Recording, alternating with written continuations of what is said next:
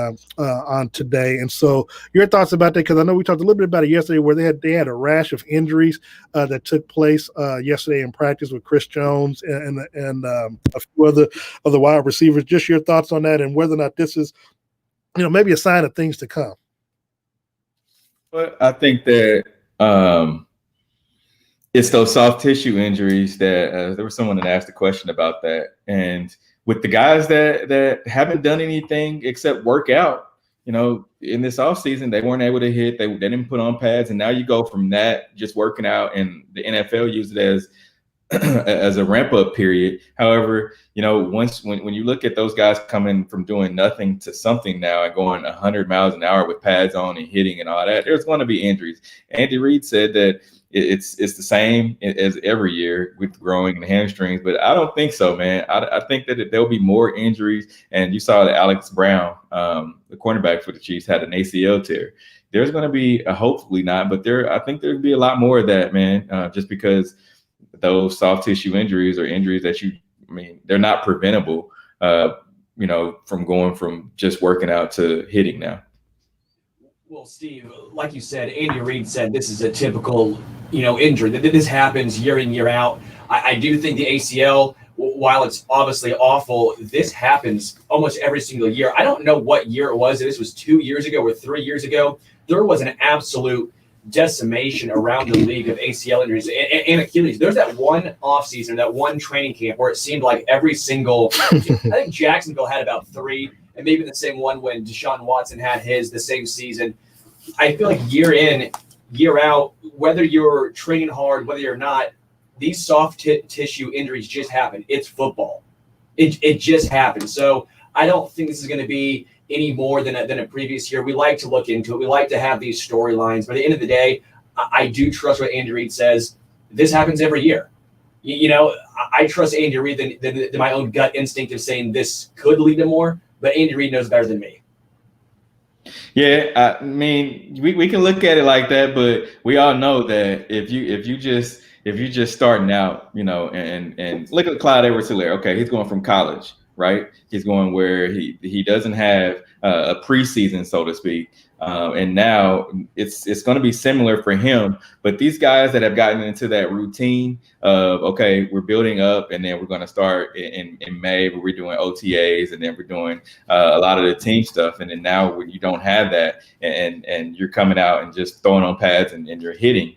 It's why the NFL had made the ramp up period. I understand you can't prevent the soft tissue injuries, and you're going to have those, but I think there'll be more than what they were in the past. And it may not be with the Chiefs. You can look at other teams and see what they have as well. But I think overall, with the entire NFL, there'll be more injuries than what's been in the past. Well, just to play the other side, there could be less. Like Patrick Mahomes said, he's not been hit yet. True. Well, he's not going to get hit. It could be less. You may actually see less injuries because there's less contact. Football is football. How many injuries did the Chiefs have last year in a normal offseason? Think of that. The Chiefs were decimated by injuries from training camp on, and they still were able to win the Super Bowl. They didn't make it an excuse. Well, everybody came back healthy when that rain came, though. But same thing here, though. I don't think it's going to be any different whether they get injuries at the start of the season, at the middle of the season, or the end. As long as you're healthy for the playoffs, which is what we saw with Kansas City. That's all that really matters. If Kansas City can do that, that's fine. No. Go ahead, Steve. No, I was going to say, we talked yesterday, Darren, and I posed this question. I posed it to you as well, that when you have all these guys that are trying to make the team, of course, you have your star players that are going to be on your team no matter what, big name contracts, whatever. But you have these guys that are trying to make the team. How are you going to keep these guys safe? Because they're going to be going 100 miles an hour trying to create that highlight. Okay, this is what's going to get me on the team. This is what I've known since Pop Warner. How are you going to keep these guys safe? So if you got these guys that's going at 100 miles an hour, and Darren said, oh, well, they have the preseason game. Well, now they don't. So they're going to create that highlight within practice.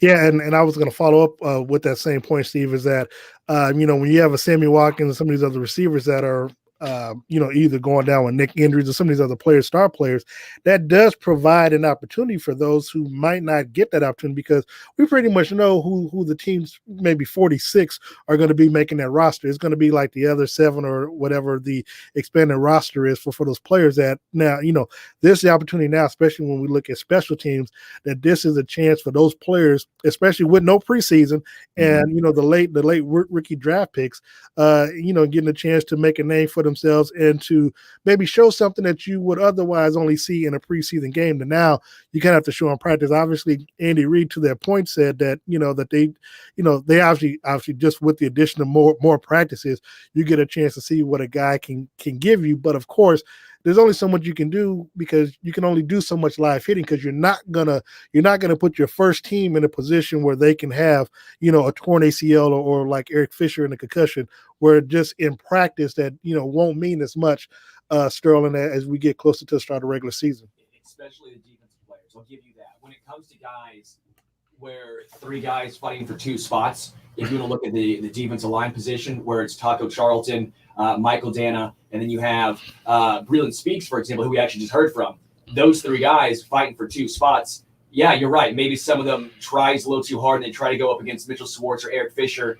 But at the end of the day, I don't know if you'll actually put Schwartz or Eric Fisher in that position. You're probably looking up going to get Lucas Niang's not here because he's deciding to sit out this year. Yeah. But more of a backup role. Maybe it's Rimmers. Maybe throw someone else in there. And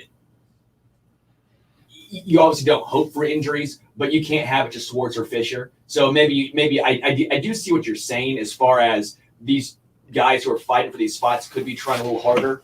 I understand that, but they do that in a regular season anyways. They'd be doing that whether or not this is a shortened season or not. These guys are trying to make the team. They're going 100% no matter what. Well, they're going 100%. And Steve, we kind of talked about a little bit yesterday when we looked at Travis Kelce, because, if you guys, like you said, on the defensive end is trying to make that squad.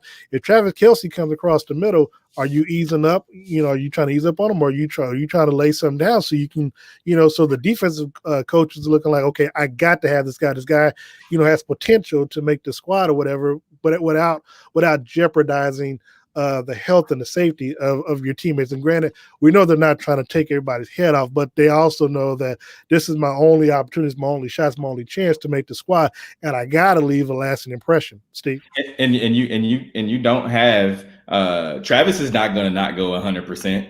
Yeah. So when you think about it that way, it's kind of, where do you draw that line of, okay, there's no preseason games, but these guys are going to be going full tilt, trying to knock someone's head off, like they will be doing against, let's say, Arizona Cardinals. They're going to be trying to recreate that in practice. And Patrick said it today. He said, only difference from not having a preseason game now is I won't be able to get that first hit out of the way. And I know Darren didn't agree with me yesterday, but these guys want to get that first hit out of the way. So that way, going into week 1 against the Houston Texans, he's already all right, well, I already got my first hit out of the way, so I'm ready to go. It's kind of like that bell ringer that you need to get when you step on that football field. That way, you know the feeling. Strong. That's a good point. I mean, you got to have that feeling. You got to have the real game. You can do all you want in practice. And the Kansas City Chiefs. Andy Reid.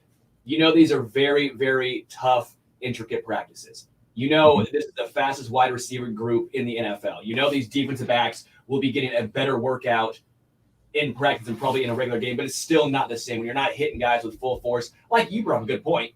If you're a linebacker, you're decking Darren Waller over the middle. You're going after the Raiders tight end. You're going to try to lay him out.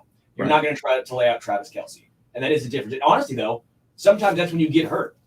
Sometimes you get hurt when you try to ease up. When you try to slow down a little bit, all of a sudden you're not used to slowing down. Your hammy goes or something like that. You see those type of injuries a lot. Yeah, no, that's our point about it. The Afternoon Gridiron, of course, with Steve Walls and yours truly, Darren Smith, a special segment here on the ship over the next few weeks as we lead up to the start of the regular season. Steve, also after Andy Reid, of course, Patrick Mahomes spoke to the media. Some of the questions that folks were able to get in, talking about the new things and the new plays. per the question that I had for him is, my initial question was, what new challenges does the offense face? Because you kind of see everything, you've seen everything that the Chiefs have done, and with most of the players returning minus the addition of Clyde Edwards-Helaire, what new wrinkles can you actually put in that opposing defenses, may not have seen yet? Your thoughts on what Patrick had to say to the media today? To your question to him, I think that he definitely didn't want to give too much as far as, and he said I don't, without giving too much, they're going to throw everything out there. It's kind of like that wasp play. He said, if we go and if we do it and we're not able to use it right then, we're going to tuck it away for later. But another thing that he said that I didn't know that he does, but he said he looks at all the top, quarterbacks in the NFL, and he takes a little bit of their game and applies it to his, which I thought was great, because he said Deshaun Watson, all those guys, Aaron Rodgers, all those guys, I take a little bit of their stuff and I just add it to mine. So I think that's pretty dope, man. Yeah, at the end of the day, Andy Reid has one of the largest, if not the largest, playbook in the NFL. There'll be plays. Yeah, I want to, Rose Bowl play. Well, yeah. You can go back to the 1940s and Andy Reid goes, "Oh, I got to play for this." Yeah, as long as I don't see a 3rd and 4th or 3rd and short to Blake Bell, with that 4th and 1 to Blake Bell at the end of the game, as long as I don't see that again, I'll be okay. And Steve, that was a question I was hoping to get in with Andy. Like when you have these players and you've had the plays that you draw up, what it's like behind the scenes when you're at home or when you're in the office at 3:00 in the morning trying to design plays that no one has possibly seen before. Do you just kind of have to regurgitate and just move players in a different position and try to, throw a couple of wrinkles in there like that? I mean, if you're Andy Reid, man, it's kind of offensive to the human eye with the amount of talent that you have, especially with what you've seen last year. Like 2 years ago, I think they were the highest scoring team in the NFL. I think they averaged about 38 points a game. Now they probably gave up 45 points a game, but but they averaged about 38 points a game with that offense with Hunt and Hill and Kelsey. This time around, though, you got more offensive weapons, and obviously Andy Reid is a big stack guy. Patrick, if everyone stays healthy, there's no reason why he can't throw for another 5,000 yards. But if you're Andy Reid, are you more focused on trying to make sure that Patrick is divvying the ball around to make sure that, because everybody's going to want the particular stats or whatever? Or do you think, hey, we just go with what works and we just let the chips fall where they may on how the stats fall out? I think it's you have that 1A, 1B, which would be Tyreek Hill, Travis Kelce. Then it kind of just filters out from there. And we know with Patrick's ability to extend plays, that a lot of it's impromptu, which is why teams can't, develop a game plan for him, and which is why he works so well in the NFL, is because, he's able to just create, and it's not something that Andy Reid has drawn up. Yeah, I mean, you'll always have a mismatch with Tyreek Hill and Travis Kelce. Say what you will about George Kittle. I love George Kittle. I mean, he's if you want to say he's 1A, 1B with Travis Kelce, that's fine with me. People always, San Fran fans always like to bring the blocking, but you don't draft a tight end in today's NFL to block. You have him out to catch the football. Exactly. Always a mismatch. And I think it depends on which team you're playing and the game plan. Well, it's interesting that what's the guy, the Raiders coach, John Gruden. I mean, he spoke very highly of Travis Kelce this week after he signed his contract extension, talking about how, he basically is a big wide receiver because he runs the route tree just as well as the wide receivers do, if not better. And of course, that's what makes him most dangerous, because now you have to, try to defend him. And Steve, we keep talking about it. And I think people have to understand, to me, it's hard to see. Look, it's hard for me to want to not go with the Chiefs going 19-0, but it's like I did last year. Granted, the end result was still the same with being a Super Bowl title. However, it harkens back to this defense has a year under Spagnuolo. And so because of that, they have a lot more experience. And if they're healthy as we go into start of the season, they already know the plays. They know where they need to be positioned. Obviously, Steve Spagnuolo will kind of, design plays and against the particular defense or offense that the team is going to play. But that being said, it's hard for me to see how a team can just come out and just outscore Kansas City with just the vast abundance of weapons that they have. Very true. Because like you said, it's hard to not say that they're going 19. They can't go 19-0, but in reality of it is, it's football any given Sunday. And then everybody is kind of on that even playing field, because everyone, of course, due to COVID-19, hasn't been able to get on the field until now, and it's still that ramp up period, which is what we talked about. But it's hard to say who can beat them and who can't because of the matchup issues. Well, and that being said, though, Steve, the thing that works in Kansas City's favor is the simple fact that they didn't have a whole lot of turnover. They had more additions and turnovers than other teams. Look, we look at, and I'm on record saying that I think Tampa Bay can be that team that faces the Chiefs in the Super Bowl. But you bring in Tom Brady, you bring in I heard you. You bring in Tom Brady, you bring in Gronk, but still, I mean, but you're bringing in addition to try to mesh well, and then. Unlike other areas where there's a lot of turnovers, free agents coming in, and people who have to kind of gel to get together, where you don't have that with the Chiefs, because mostly everybody has returned. So it's not like you have to put in a new playbook or new words or whatever. I mean, you have someone like Clyde and a few others that have to learn the playbook, but for the most part, I mean, they know the playbook already, so you don't have to spend that time teaching and running over plays that they haven't done before, because they did all that last year. It's true. You know what? And when you look at just the rookies and having to reteach that, I mean, but that's when you had the Zoom, and they should kind of have some kind of a grasp on what Andy Reid wants, and just watching film from last year and so forth. But it's going to be a good problem to have, just because of all those guys. You have your playmakers that are back. You're not going to have what Seattle had, where they just, emptied out everyone. So for me, I think they'll go back to the Super Bowl. And, we've been saying this. Who are they going to go up against? I think it'll be New Orleans. You think probably Tampa Bay or San Francisco, whoever. But I think Tampa Bay, we both got wings on it with the Rob Parker, so I gotta stick with that. Darren's about to say, if Tony Romo comes out of retirement, he could carry a team too. Get Shannon Sharp and Tony Romo. Darren's like, they'll be good too. I see. This Chiefs team is just unbelievable, man. It's so fun having this in Kansas City. Just growing up a Kansas City fan in this area, we had some good regular season teams, but actually seeing them go to the top, actually getting it done, it's just so fun. I mean, teams around the league, if you check Twitter, people are freaking out about Brett Veach, the cap space. They're going, okay, well, you paid Mahomes and Chris Jones. You can't pay Travis Kelce. And then you pay Travis Kelce. You go, oh, well, now you can't pay Tyreek Hill. It's like, guess what? He's already paid for it. It's just one of these things where it's so fun being a Chiefs fan right now. We've never experienced, at least in my lifetime, the kind of excitement that surrounds this team. And I'm just living every day in such excitement about just everything surrounding this team. And it's interesting, and we'll talk a little bit more about Brett Veach in the next segment, and the work that he's done.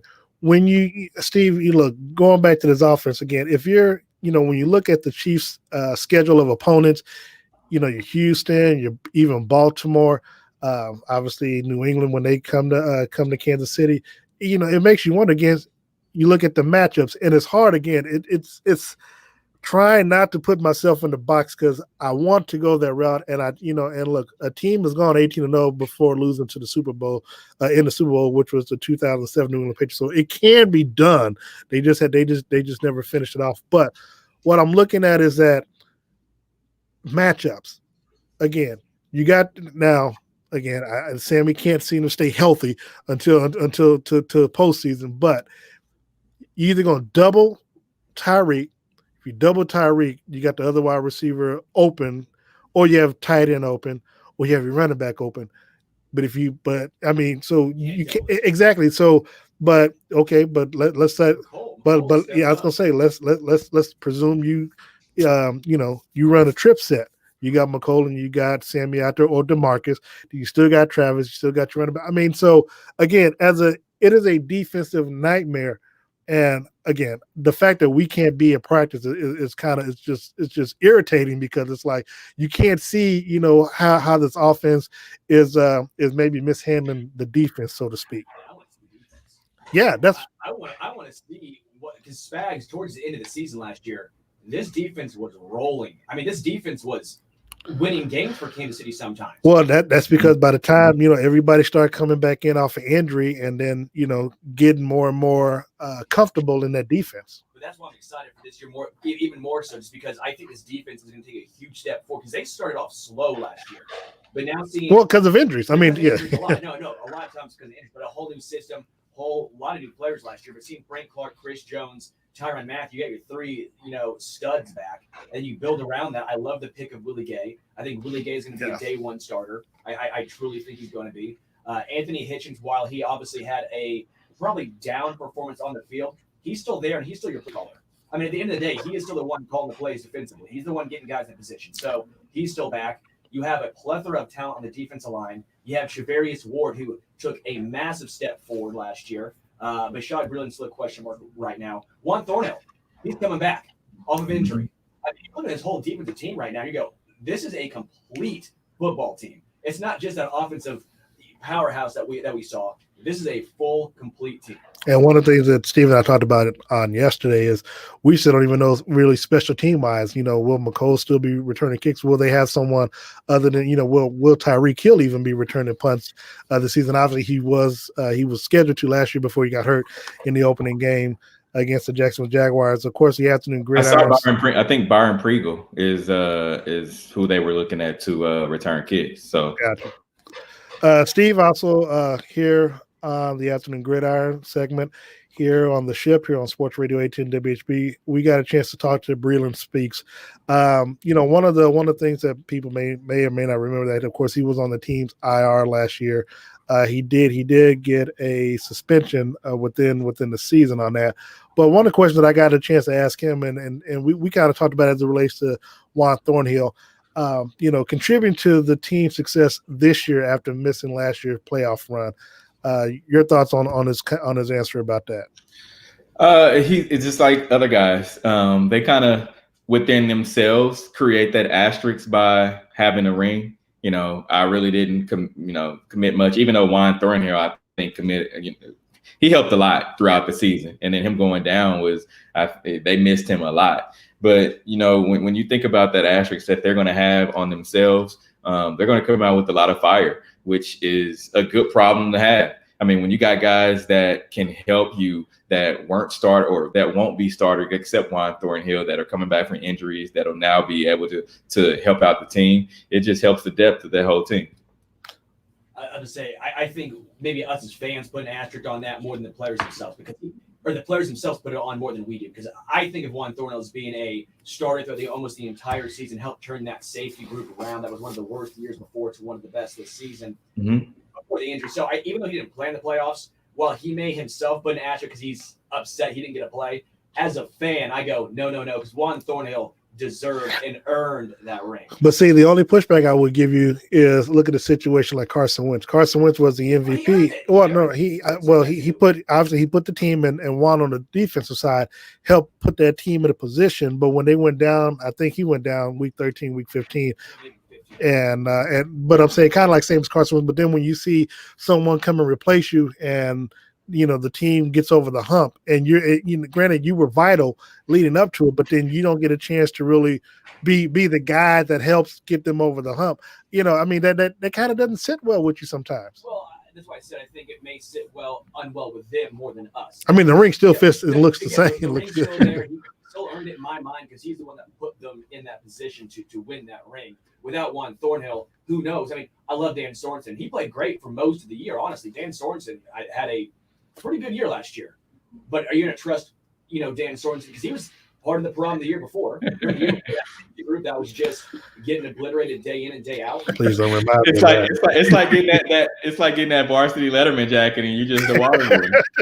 I mean, that's a good one. water, Steve. Right. Speaking of players who need water, Clyde Edwards, Hilaire closed it out with us on the Chiefs press today. Steve, you got a chance to ask Clyde the first time around about, his transference from coming to LSU to the Kansas City Chiefs in the NFL, and he said that he thought that Andy Reid's playbook was easy. I know you kind of followed up with him today about that, about picking up I had to. NFL playbook. So talk a little bit about that in his response.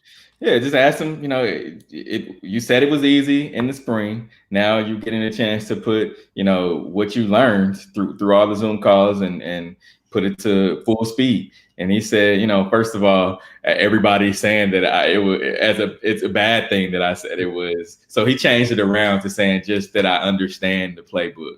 And so he studied a lot more. Yeah, he studied a lot more. And so he said that it was a disrespectful thing. A lot of people trying to make it seem like he was being disrespectful to Andy, which I don't think so. If he picks it up, fine. There's a lot of players that are great players that can just pick up a playbook and memorize everything like that just quickly. And so he may be one of those guys, and which is probably why he's named, first team running back right now.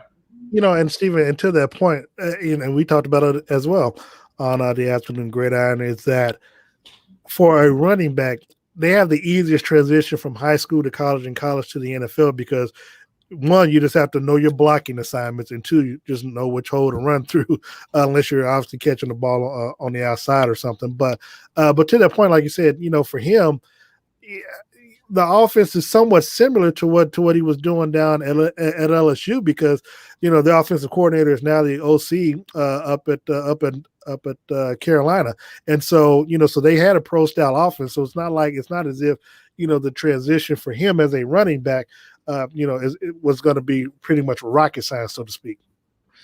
True. Yeah, that's what I'm saying. Pro, I mean, you can say that's the easiest thing. He only has to learn. No. I think that's the hardest thing, but that's the biggest transition. But yeah, that's by far the biggest transition, and especially with Patrick Mahomes, because if you miss one or two assignments, you're going to be out for a while because you have to protect Patrick. But I do think what works in his favor, he had to protect Joe Burrow. I mean, that was the best college football quarterback, and he had to protect him. And he got 60 touchdowns out of it. So, I think that bodes well for Hilaire and for Mahomes. But when you think about it, you still have these genius defensive play callers who are drawing up different types of blitzes that he's never seen before. I mean, of course, college takes a lot what they learn from the NFL. However, and this being a passing team, he definitely, that's the number one thing is to protect Patrick Mahomes, and he's got to pick that up. And as long as he can do that, I think everything else is kind of downhill. All right, we'll take a quick time out. The segment, the Afternoon Gridiron. Steve will stay with us. We'll be right back after this timeout. Coming up, we're going to look at Brett Veach and the genius that he is with the salary cap here, as well as Travis Kelce and the good things he's doing in the community on Sports Radio 810 WHB.